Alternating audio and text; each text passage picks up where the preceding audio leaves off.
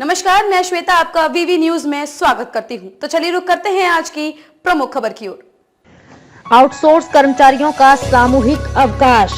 सुरक्षा और सफाई का निविदा लेने वाली कंपनी द्वारा बरती जाने वाली लापरवाही के चलते कुशाभाऊ जिला चिकित्सालय की सुरक्षा और सफाई व्यवस्था से उतर गई, जिसके चलते अस्पताल में गंदगी का अंबार लगा है। बताया जा रहा है कि सुरक्षा और सफाई का जिम्मा लेने वाली अलग अलग कंपनियों ने विगत 3 महीने से आउटसोर्स कर्मचारियों का भुगतान नहीं किया, जिसके चलते सफाई कर्मी और सुरक्षा कर्मियों ने कंपनी को कई बार पत्राचार के माध्यम से कंपनियों को अवगत कराया, लेकिन जब कंपनी ने देयक का भुगतान नहीं किया तो आज ही जाकर कर्मचारी सामूहिक रूप से अवकाश करने पर चले गए। कर्मचारियों के अवकाश पर जाने की जानकारी मिलते ही अस्पताल प्रबंधन सख्ते में आ गया। आनन फानन में निविदाधारी कंपनियों से बात कर कर्मचारियों का बकाया देयक बताया गया है, जल्द करने का निर्देश दिया है। बताया गया है कि संबंधित कंपनियों ने कर्मचारियों का ईपीएफ और ईएसआईसी का भुगतान नहीं किया जा रहा था, जिसके चलते अस्पताल प्रबंधन ने संबंधित फॉर्म का भुगतान रोक दिया और कंपनी आउटसोर्स कर्मचारियों का भुगतान नहीं कर सकी। जी, हड़ताल पे हैं आप लोग, क्या मांगे हैं आप? क्या मांगे हैं? हम हड़ताल पे नहीं हैं। हम लोग क्या है सामूहिक अवकाश आज लेने चाह रहे थे और इसका निराकरण हमने सीएस सर और सिमचो सर को ज्ञापन के थ्रू जानकारी भी दी थी।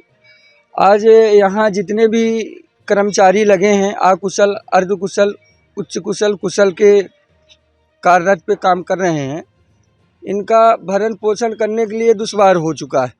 ये करीबन 10 से 12 साल यहाँ ड्यूटी कर चुके हैं, जिनका आज तक ना कोई रिकॉर्ड है, ना कोई ईपीएफ स्लिप मिलती, ना कोई पेमेंट स्लिप मिलती, ना कोई ईएसआईसी का भुगतान यहाँ कट रहा है।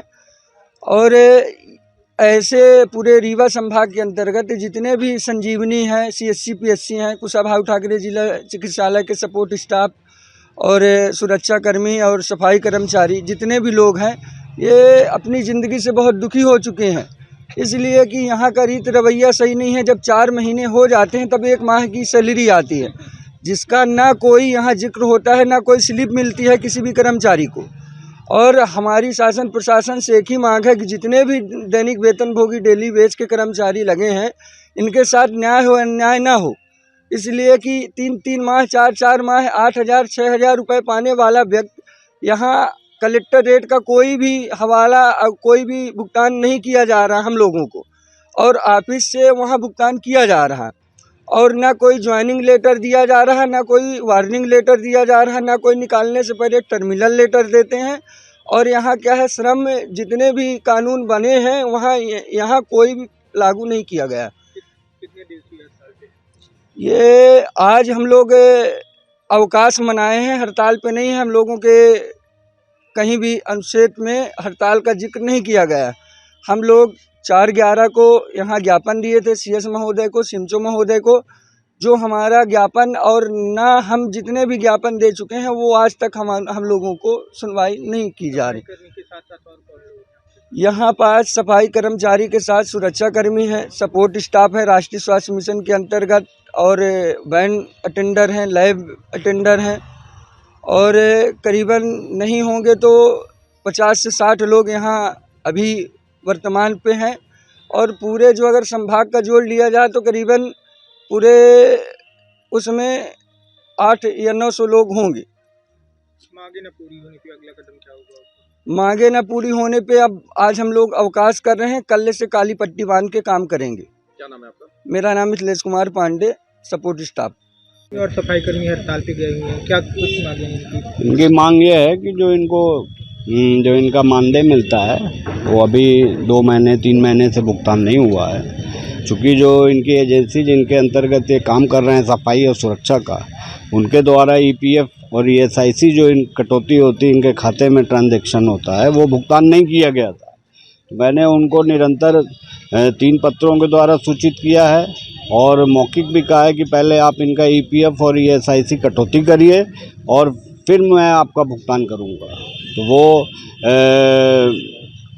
उन्होंने एजेंसी के द्वारा बताया गया है कि ईएसआईसी का हमने भुगतान कर दिया है, तो उसको मैं वेरीफाई कराऊंगा और अगर इनके खाते में पैसा आ गया तब भुगतान कर दूंगा। मैं आज ही भुगतान कर दूंगा और कोई समस्या नहीं। चिकित्सालय में देखा जा रहा है कि गंदगी का अंबार भी नहीं नहीं, वो तो आज चूंकि कार्य प्रभावित हुआ ना, इन लोगों ने उसमें काम बंद किया है इसलिए है। बाकी अन्य दिनों में तो नियमित सफाई होती है और अस्पताल साफ सुथरा रहता है। अभी आपकी इनसे बात हो रही थी, क्या क्या मांगे हैं कि मतलब इनकी क्या यही मांगे हैं कि जो इनका ईपीएफ और ईएसआईसी जो ठेकेदार को भुगतान करना चाहिए, वो कई दिनों से भुगतान नहीं किया गया है। तो हमने इस संबंध में उनको कई बार पत्र लिखा है कि भाई आप इनका ईपीएफ ईएसआईसी भुगतान कीजिए।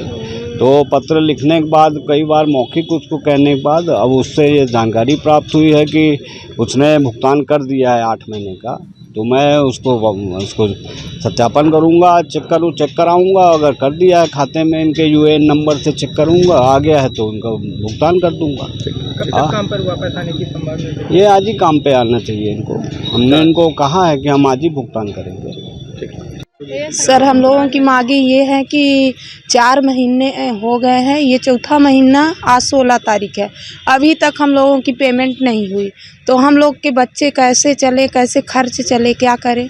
मांगे क्या है, प्रमुख मांगे कितनी है? एक तो पेमेंट दे टाइम से, और जितनी भी वो हैं इसकी पीएफ और सब चीज़ का ये क्लियर कर दे ना। हम लोगों को छुट्टी मिलती है। इसकी शिकायत पहले आप लोग कहीं की? नहीं किए, यहीं पे कर रहे हैं सर से, सिविल मांगे सर्जन पूरी नहीं से। होंगी तो कल से आप लोग क्या करेंगे? अब देखिए, जैसे सब लोग चलेंगे उसी हिसाब से। क्या नाम क्या है? नाम है? प्रीति सिंह परिहार। खबरों में अब तक के लिए बस इतना ही। फिर होगी आपसे मुलाकात ऐसे ही किसी बड़ी खबर के साथ। तब तक के लिए नमस्कार और देखते रहिए वीवी न्यूज।